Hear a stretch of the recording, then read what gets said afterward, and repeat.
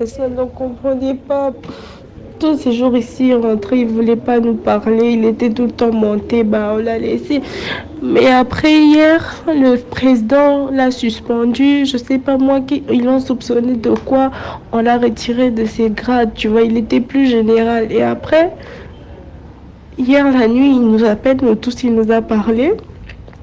Que demain il devait aller, je ne sais pas moi, au parquet parce qu'il devait s'expliquer de quelque chose, mais il n'était pas bien seulement, il ne voulait plus parler à quelqu'un. Et ce matin, on le retrouve, il s'est pendu dans la chambre pendant que tous on n'était pas là. Il a fait exprès de nous envoyer tous et lui il est resté seul, il s'est pendu. Hassan papa est mort, tu te rends compte?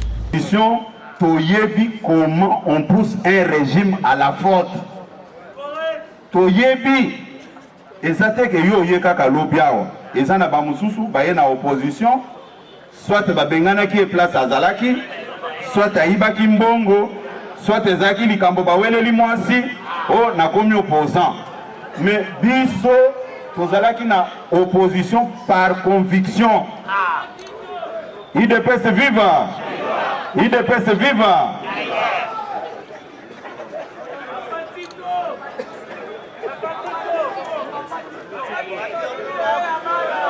Bon, vendre sa papa à l'Andapé pour ne pas indisposer d'autres personnes.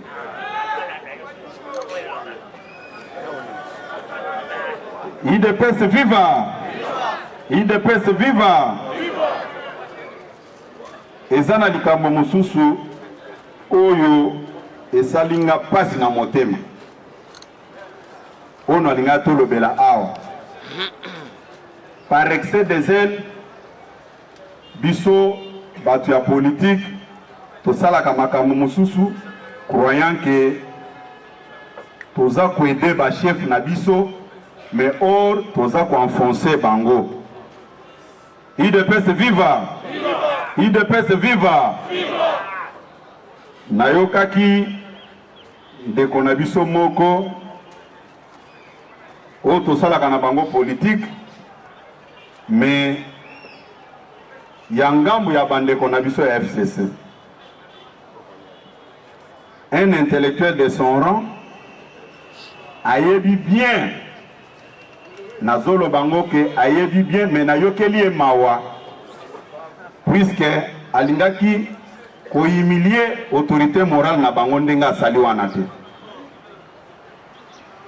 Ndeko na biso Kokonyangi biloko alobaki lobi IDPS viva!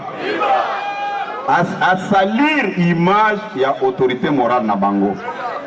Tout le monde sait que les militaires sont apolitiques. Moi je ne savais pas qu'il y avait des généraux FCC au sein de l'armée. Comment un intellectuel de son rang pouvait faire des déclarations pareilles? S'il y a quelqu'un qui est vraiment touché par cette disparition brusque de notre général-major, c'est le commandant suprême de l'armée. Puisque tant au chef de l'État Ayaki n'a pas généraux et IDPS, Azuka Kabao Yakutaki Wana, à lobby, je suis votre commandant suprême, tout le monde doit faire allégeance, tout travailler. Mais dans le moment où il y a une insécurité, c'est le chef des renseignements qui tombe, mais Moutou a beaucoup plus touché, c'est le commandant suprême. Mais un individu va faire des déclarations, il réfléchit, oh non, nous allons venger. Comment toi, un civil, qui va venger un militaire? IDPS viva! IDPS viva! Ce qu'il a fait comme déclaration, ça mérite une sanction au niveau de sa famille politique. Non. Tant on a Zolanda Bilobo, est-ce qu'il se rend compte de ce qu'il est en train de dire? Puisque IDPS viva!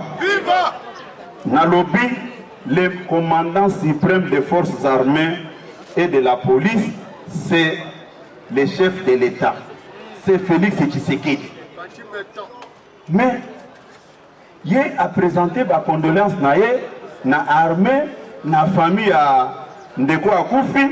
Non, un civil qui sort par excès des ailes. Bon, je comprends aussi. c'est pour des raisons de chômage que ceux qui bayoki boye vont nommer quelque part. Mais il a mal procédé, il mérite une sanction au niveau de sa plateforme politique. Kaïm Yobinotou Boyebi, Wazaki chargé des renseignements, il y a FARDC. Oyebi que le monsieur a son baka écouteur en Afrique du Sud. Au Hacha chef de l'État à l'écoute.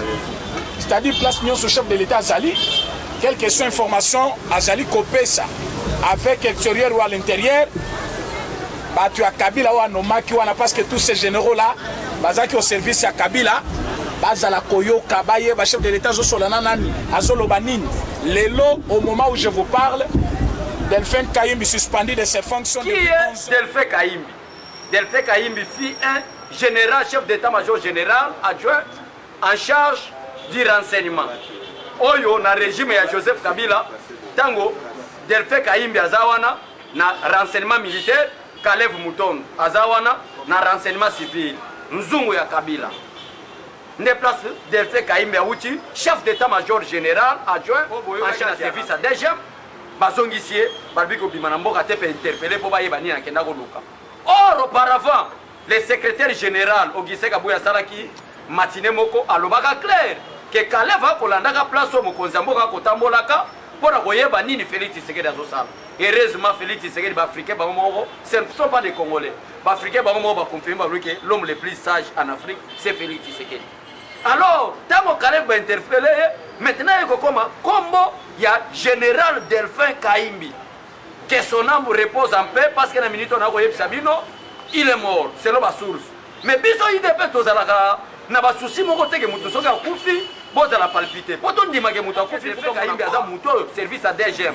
Alinga ki abima libanda mboka. Akende Afrique du Sud, na ba multiples raisons. Raison entre autres za ko pesa, soins médicaux, mususu na bima libanda mboka. En arrivant à l'aéroport de Njili, bazong c'est un service à DGM.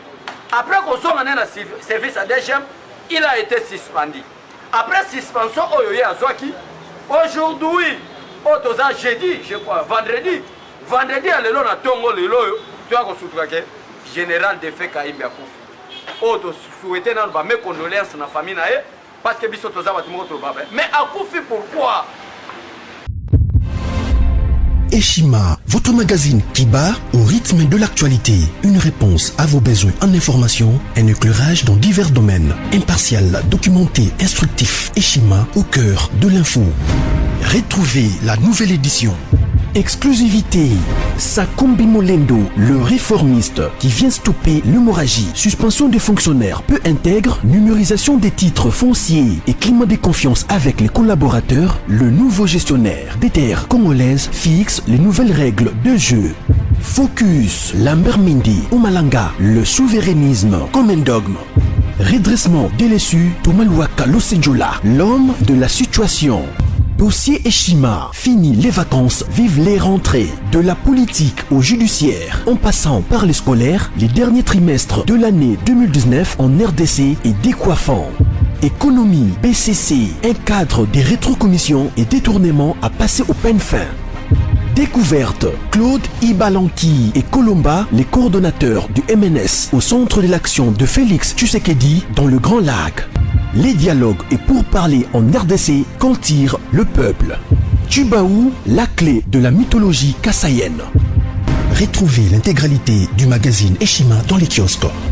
Eshima Magazine, un nouveau standard d'information.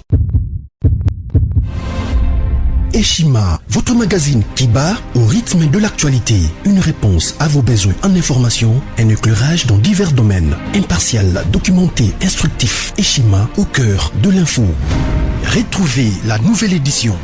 Exclusivité, Sakumbi Molendo, le réformiste qui vient stopper l'hémorragie, suspension des fonctionnaires peu intègre, numérisation des titres fonciers et climat de confiance avec les collaborateurs, le nouveau gestionnaire des terres congolaises fixe les nouvelles règles de jeu.